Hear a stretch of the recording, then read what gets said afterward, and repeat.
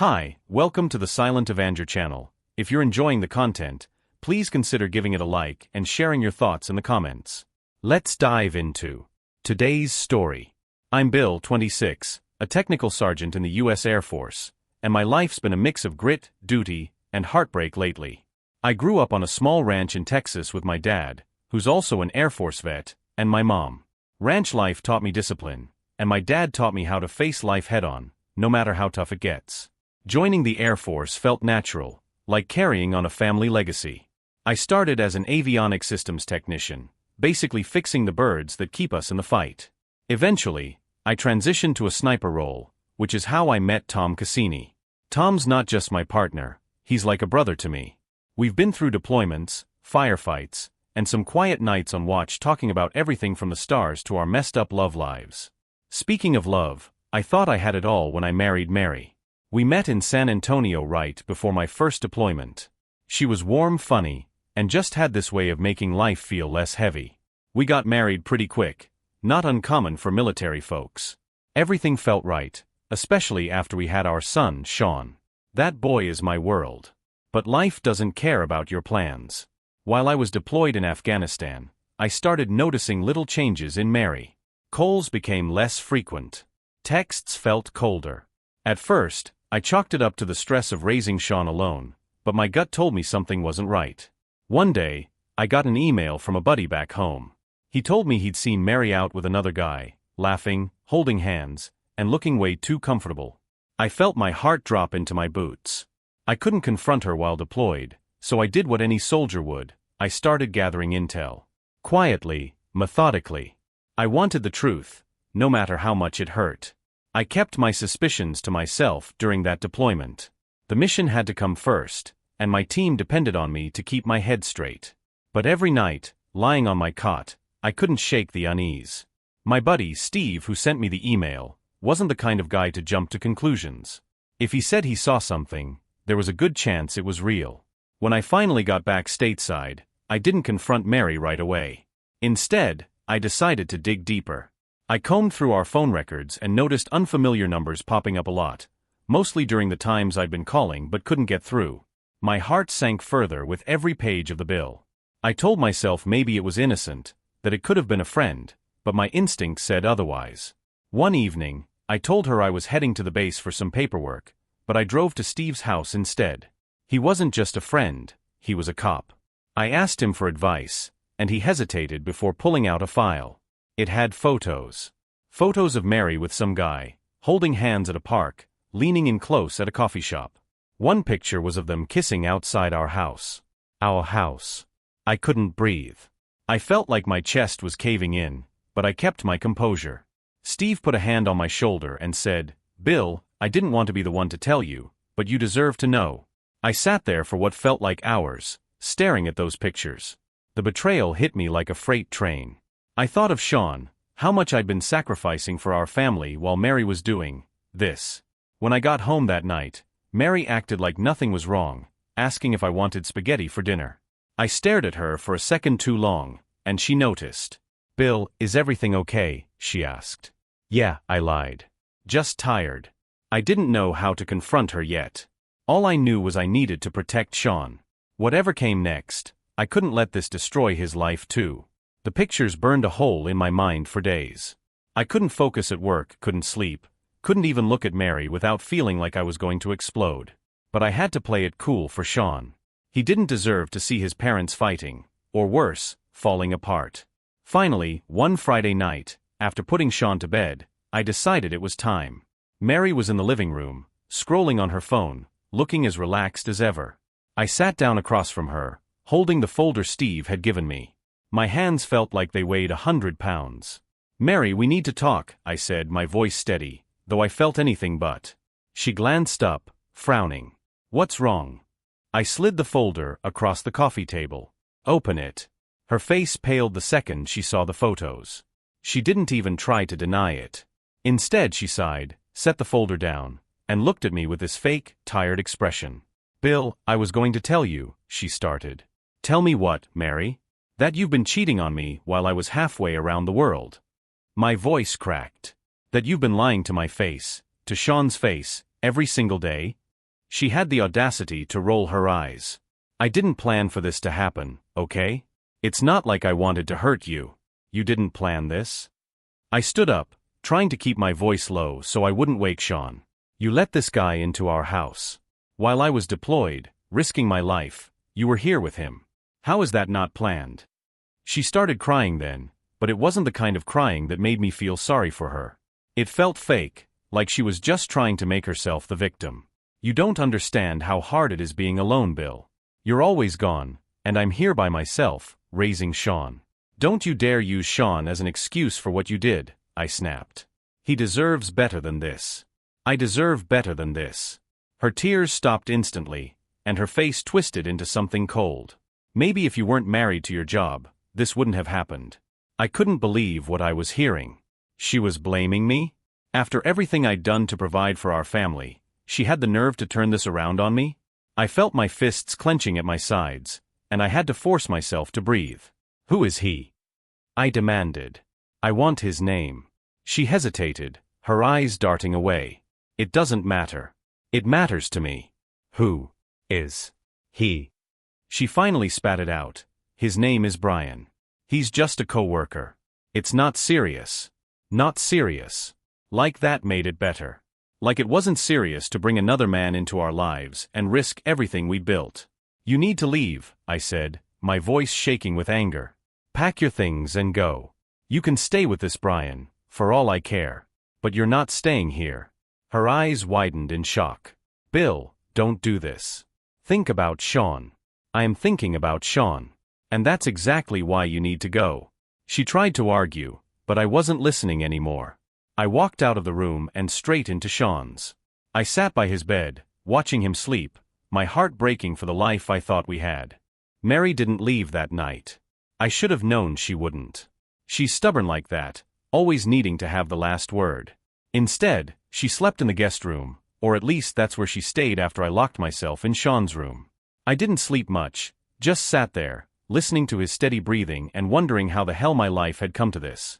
The next morning, I found her in the kitchen making breakfast, like nothing had happened. She even had the nerve to smile at me. Pancakes, she asked, like we were just another happy family. I ignored her and poured myself a cup of coffee. My silence must have gotten to her because she finally put the spatula down and sighed. We need to talk about this, she said. No, Mary, you need to talk, I replied, my voice low but firm. I've said everything I need to say. I want you out of the house. She crossed her arms, leaning against the counter. I'm not going anywhere, Bill. This is my home too, and I'm not leaving Sean. That hit me like a gut punch.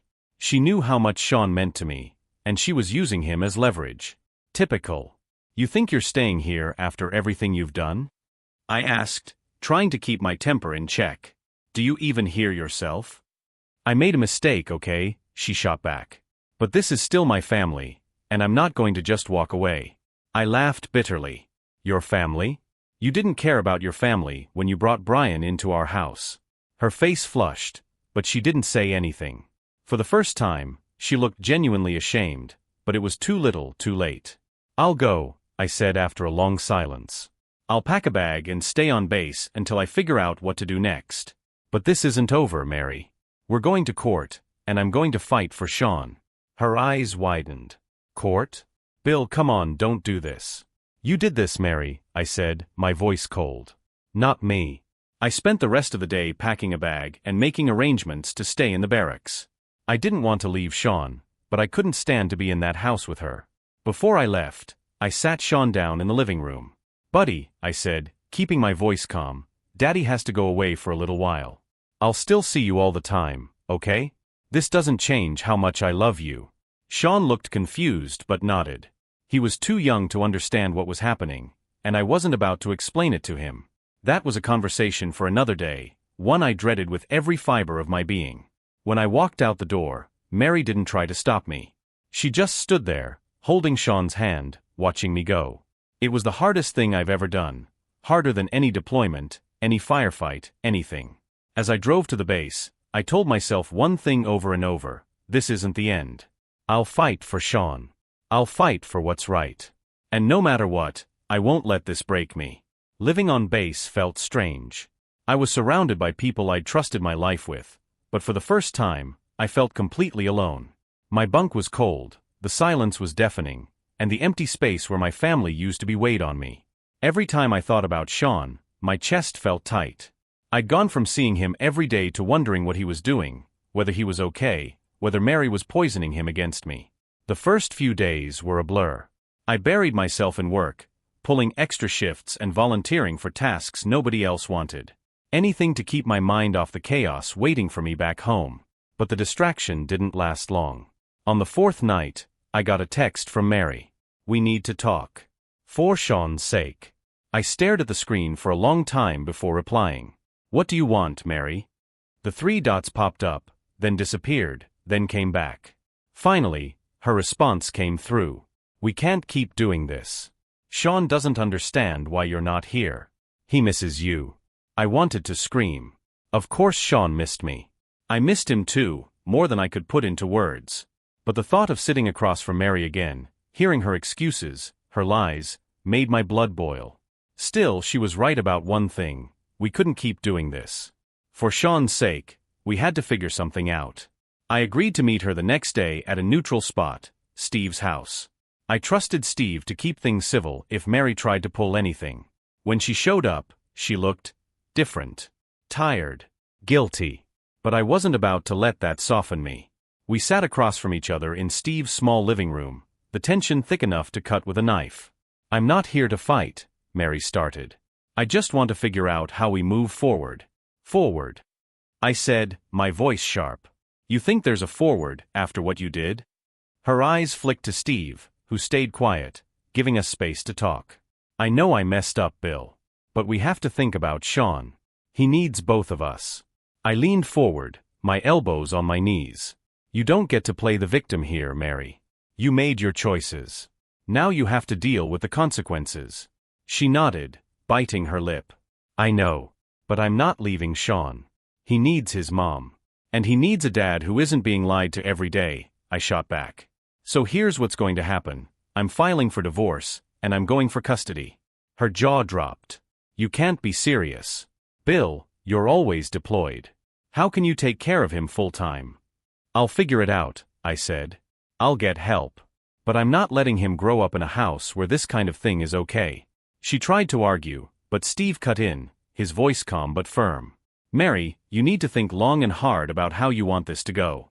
If Bill's willing to go to court, you're looking at a long, ugly fight. Is that what you want for Sean?" Her face crumpled, and for a moment, I thought she might cry. But instead, she nodded. "No, I don't want that." "Good," Steve said. "Then maybe it's time to start being honest. With Bill, with yourself, and with Sean."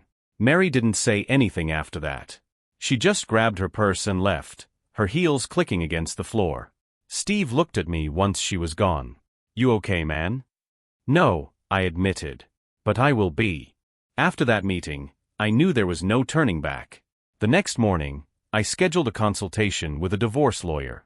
Her name was Rachel, and from the second I walked into her office, I knew she meant business. She greeted me with a firm handshake, no fake sympathy, and got straight to work. "So," Rachel said, flipping open a notebook, "you want custody of your son. Let's start with what you've got against her." I handed her the file Steve had given me. The pictures, phone records, and a timeline I'd pieced together from everything I knew. Rachel skimmed through it, nodding occasionally. "This is solid," she said. "Courts don't like infidelity, especially when kids are involved. But be prepared, it's not going to be easy. Family courts tend to favor mothers unless there's clear evidence she's unfit." "She's not unfit," I admitted. "She's a good mom, when she's not sneaking around with Brian." Rachel nodded. "That's fair, but if you want primary custody, we need to focus on what's best for Sean. Stability, education, emotional well-being. Are you ready to show the court you can provide that?" I thought about it. About my deployments, the late nights, the unpredictability of military life. Could I really give Sean what he needed? The doubt must have shown on my face because Rachel leaned forward, her expression softening just a little.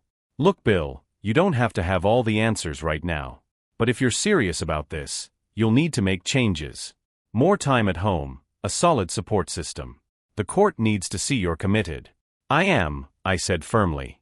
I'll do whatever it takes. Over the next few weeks, Rachel helped me build my case. I gathered character references from colleagues and neighbors, documented every interaction I had with Sean, and even started looking into off-base housing. Meanwhile, Mary was surprisingly cooperative, or maybe just resigned. She agreed to mediation instead of dragging things straight to court, which felt like a small victory. Mediation sessions were tense but civil. We sat across from each other in a small room with a mediator, a middle-aged woman with a soothing voice who probably dealt with this kind of thing daily. "Let's start with custody," the mediator said. "What are your goals?" "I want primary custody," I said immediately. "I'm willing to work with Mary on visitation, but Sean's best interests come first." Mary stiffened but didn't argue. "I want shared custody," she said. "Sean needs both of us."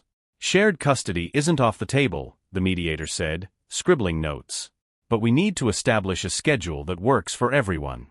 Bill, given your military commitments, how do you plan to handle day-to-day parenting?" I explained my plans, transferring to a position with fewer deployments, moving closer to family who could help with Sean, and setting up a routine that would keep him stable. Mary raised her eyebrows but didn't say much. "I'm not trying to take him away from you, Mary," I added, my voice steady. "But I can't just sit back and let him grow up in a house where this kind of behavior is excused." Her face flushed. "I made a mistake, Bill.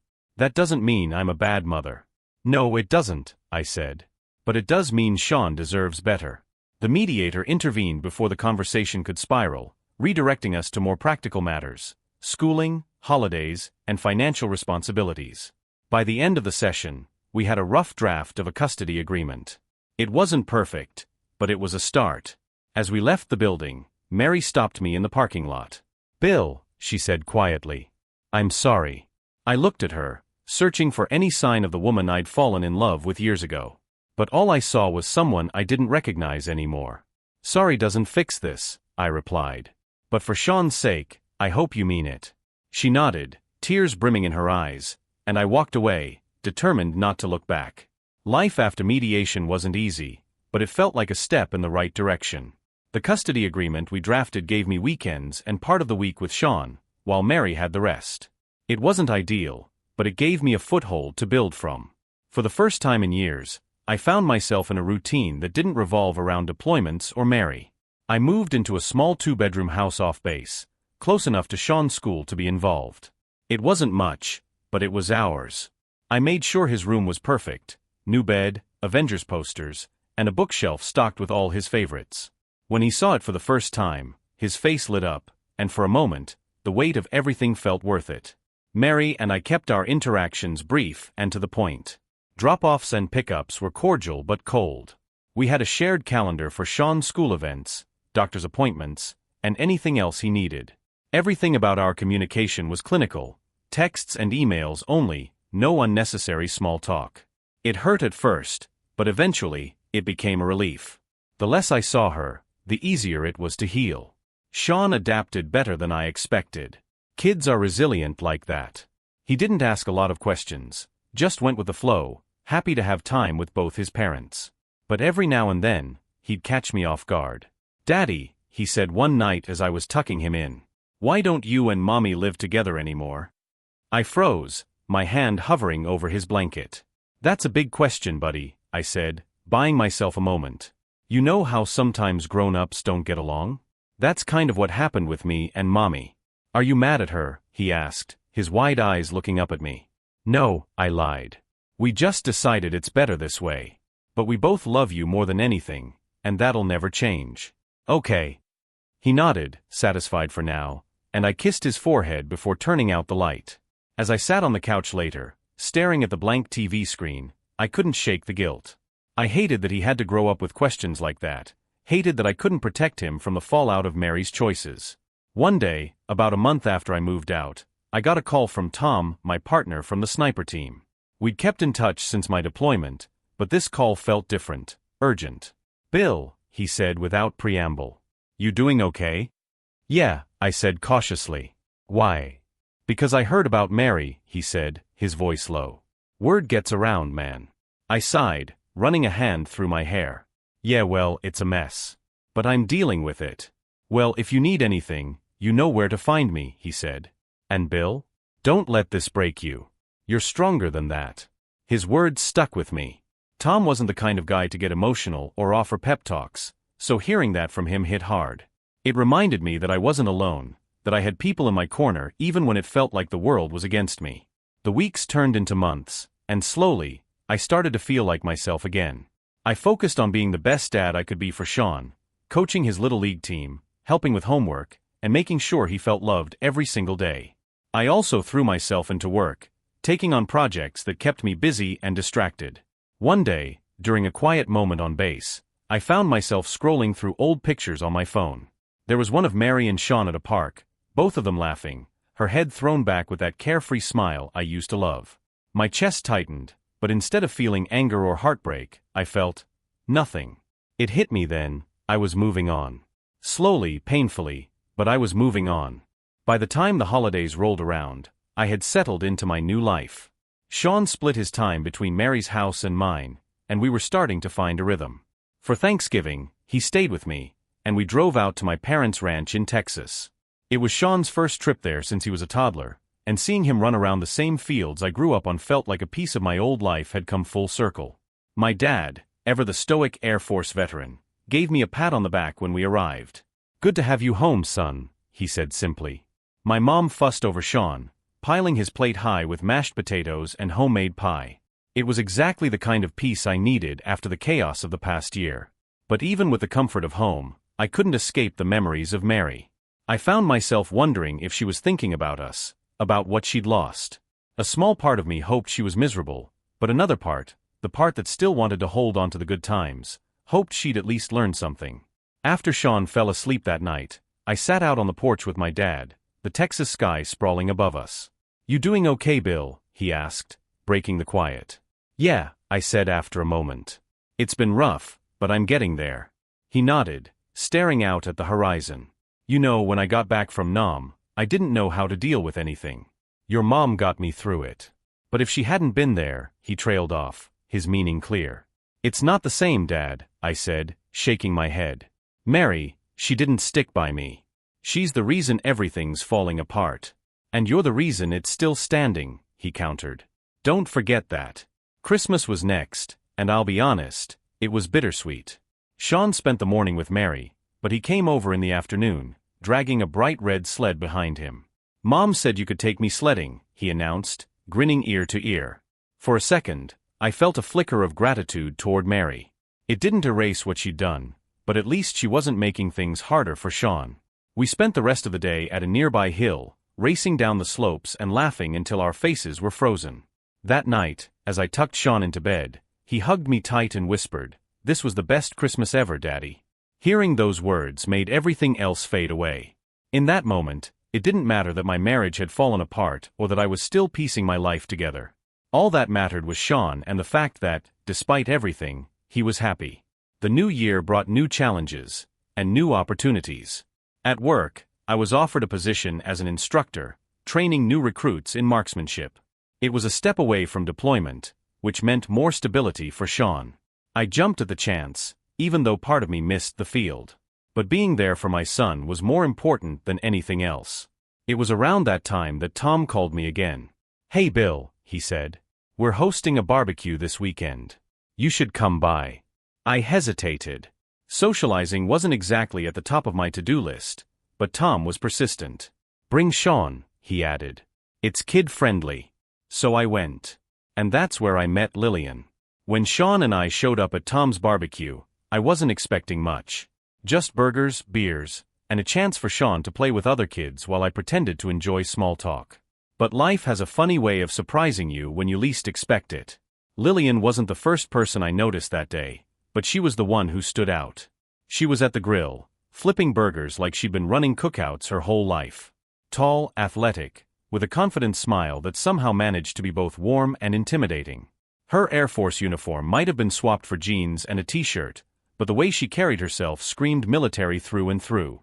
"Bill, this is Lillian," Tom said, introducing us when I wandered over to grab a plate. "She's in logistics, just transferred to the base."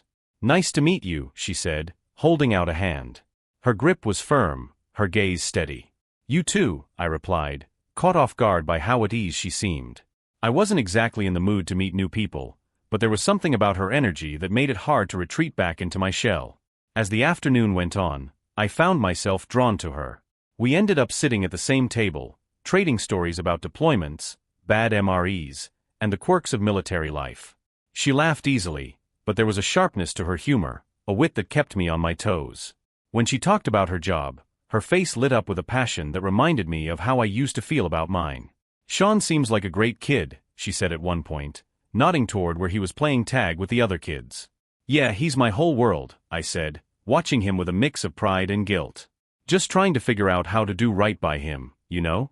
Lillian gave me a look that felt like she saw right through me. "Sounds like you're doing fine, Bill. Better than fine." Her words stuck with me. I hadn't realized how much I needed to hear that until she said it. By the end of the barbecue, Sean was practically falling asleep on his feet.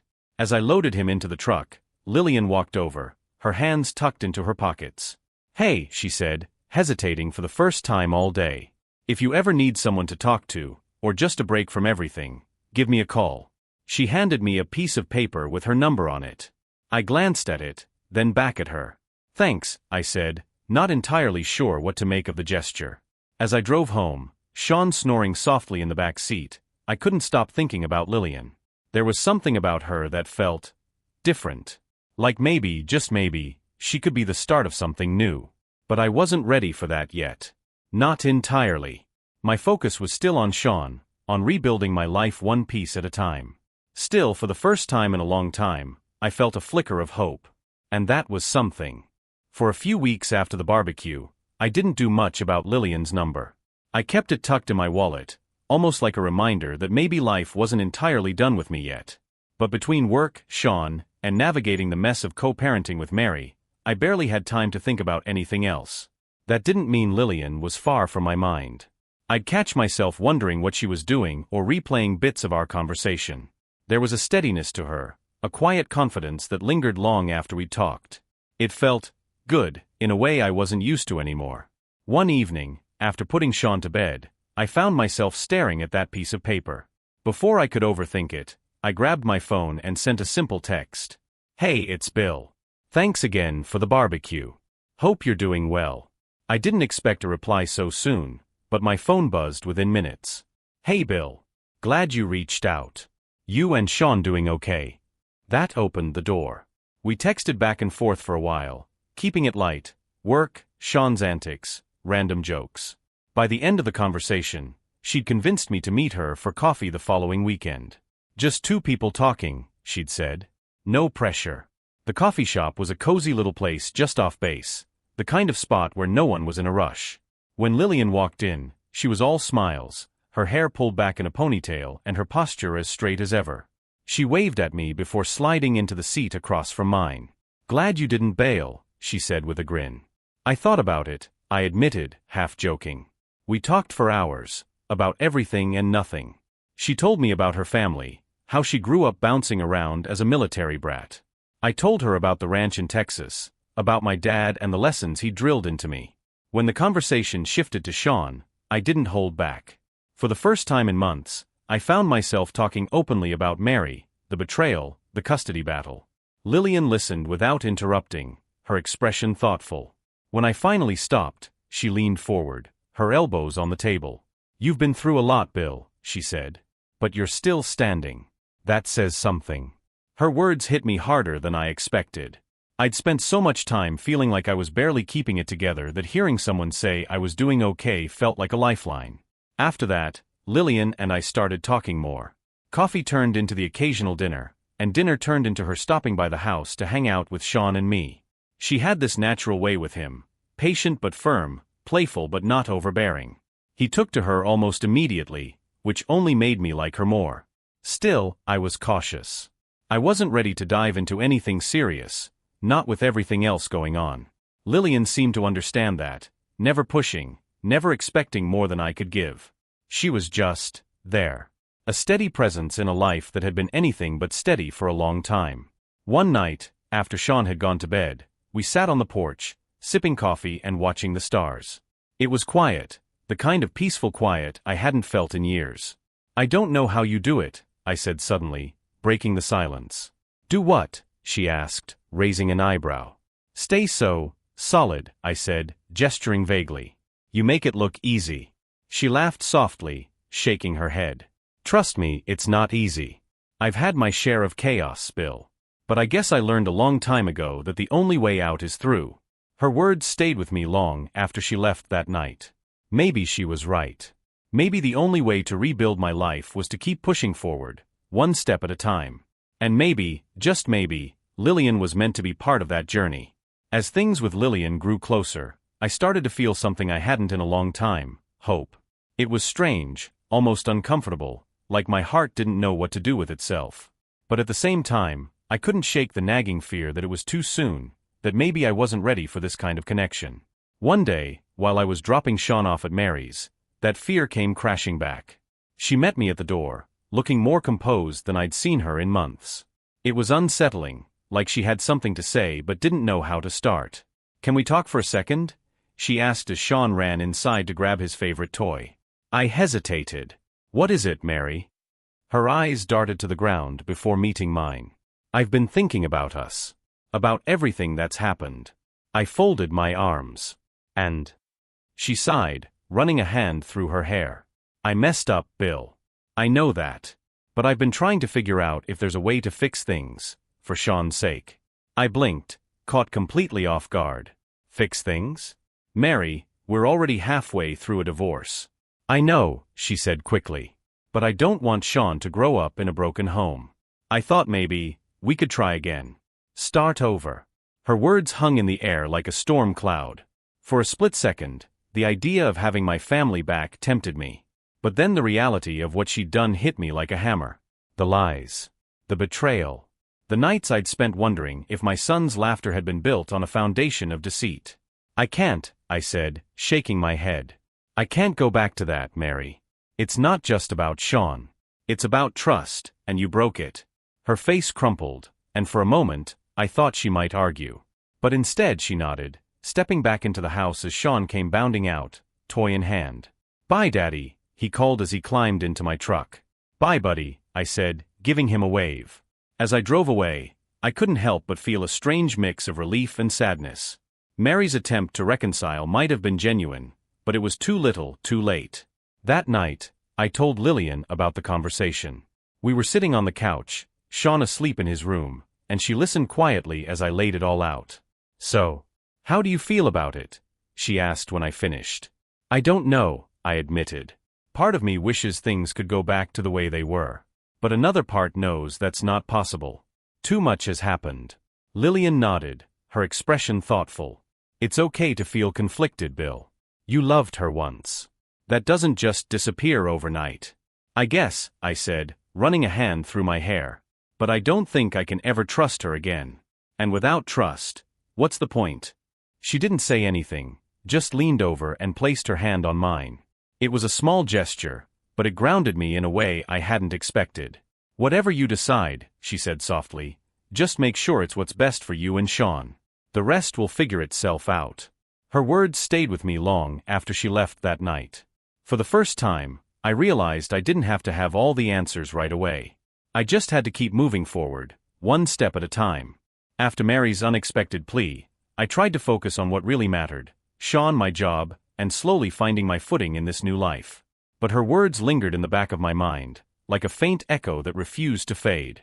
The idea of fixing things was tempting, but every time I thought about it, I came back to the same conclusion: some things can't be undone. I didn't bring it up with Mary again, and thankfully, she didn't push the issue. Our co-parenting arrangement stayed civil, though distant. Drop-offs were quick, texts were short, and any discussions about Sean were strictly about logistics. I could tell she wanted to say more, but I wasn't ready, and honestly, I didn't think I ever would be. Meanwhile, things with Lillian were progressing in a way that felt natural. There wasn't any pressure, no dramatic declarations or rushed decisions. We were just two people figuring each other out, one day at a time. She met Sean a few more times, and the bond they were forming was undeniable.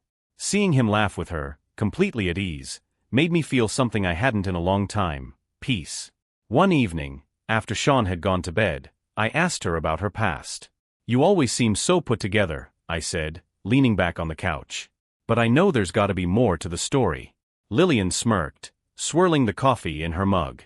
Oh, there's definitely more, she said. My parents split when I was a teenager.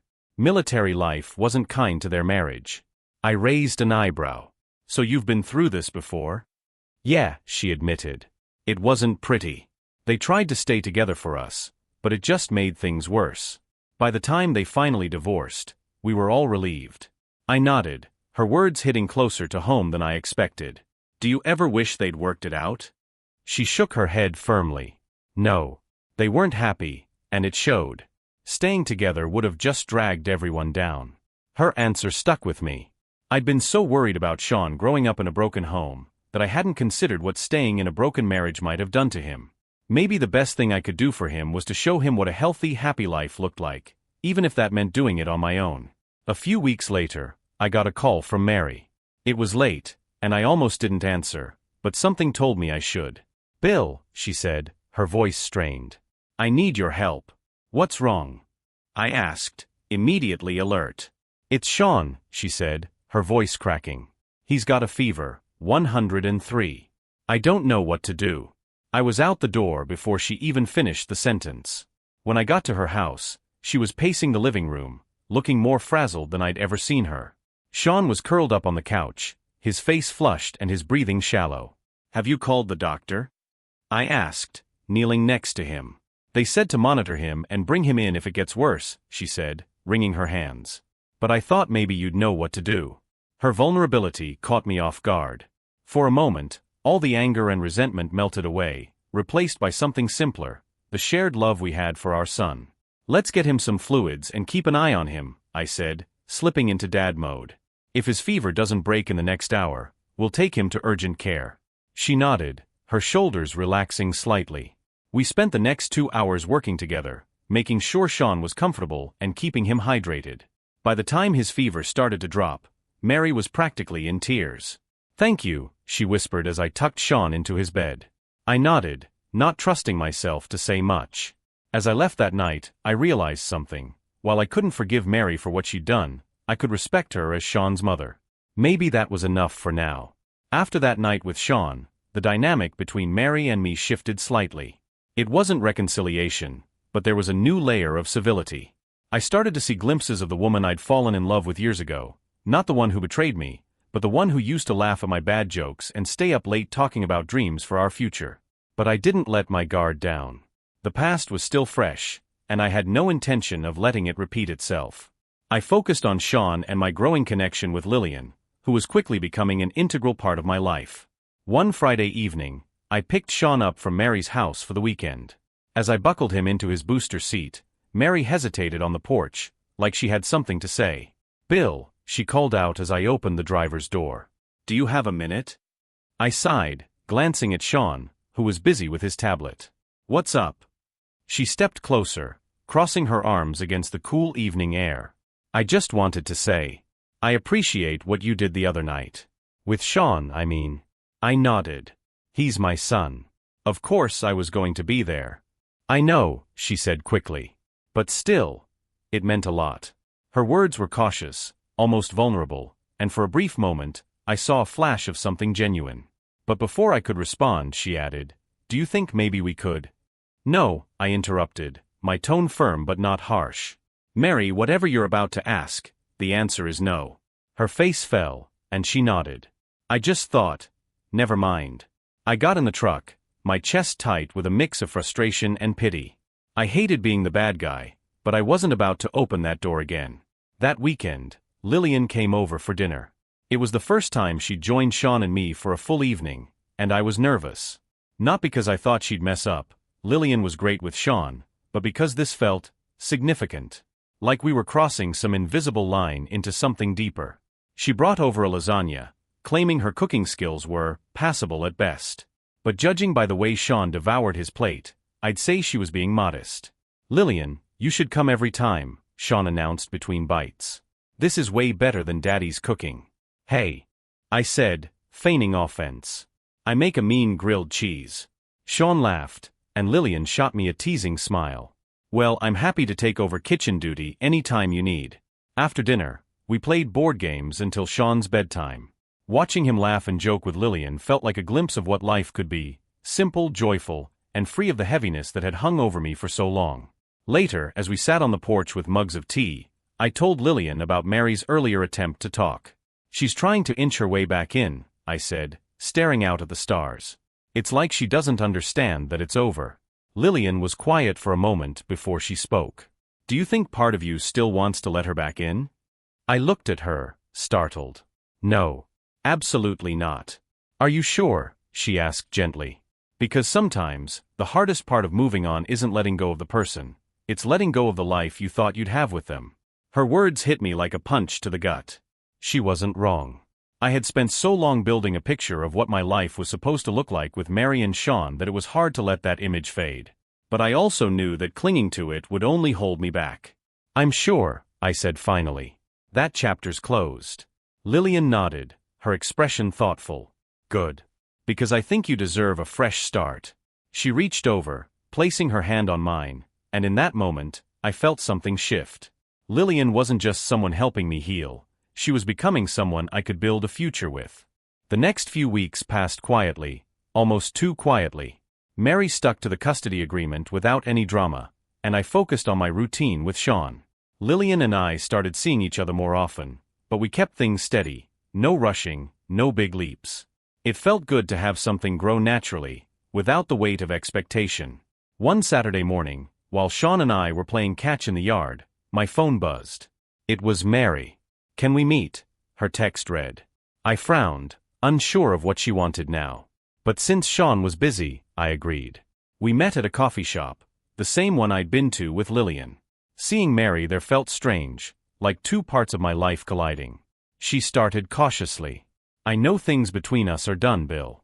I get that. But I don't want us to hate each other." I leaned back in my chair. "I don't hate you, Mary. But things aren't going to go back to how they were." "I'm not asking for that," she said quickly. I want us to co-parent without all this tension. For Sean's sake." Her words surprised me. For the first time, it felt like she was accepting reality. "I want that too," I said honestly. "But it's going to take time." She nodded, and for once, we sat in silence that didn't feel heavy. It was a step, not forgiveness, not friendship, but a step towards something healthier for Sean.